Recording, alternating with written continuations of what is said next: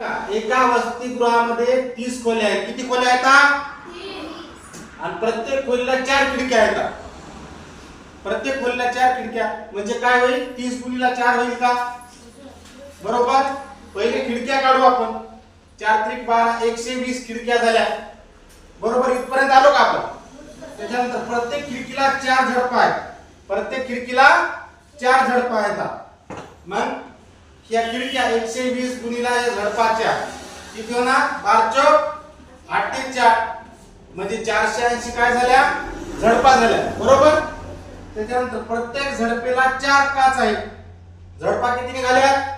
480. आणि पुन्हा प्रत्येक झडपेला 4 काच म्हणले तर 4 करू. बरोबर का नाही? आता यांचा गुणाकार करा. 48 गुणिले 480 गुणिले 4 तर डायरेक्ट आपण 48 चा पाडा म्हणलं तर काय येते? 192. किती येते? 192 हे राहिलेला 0 किंवा गुणाकार पद्धतीने आपला गुणाकार करून घ्यायचा. किती येते? 1920 काच किती आल्या? 1920 काचा आहे. आलं का ध्यानात? पट्टी तर दिले ना सर्व. हा प्रत्येकाचे 4 काढून द्यायचं की बरोबर येते. तर आलं का ध्यानात? घ्या लिहून.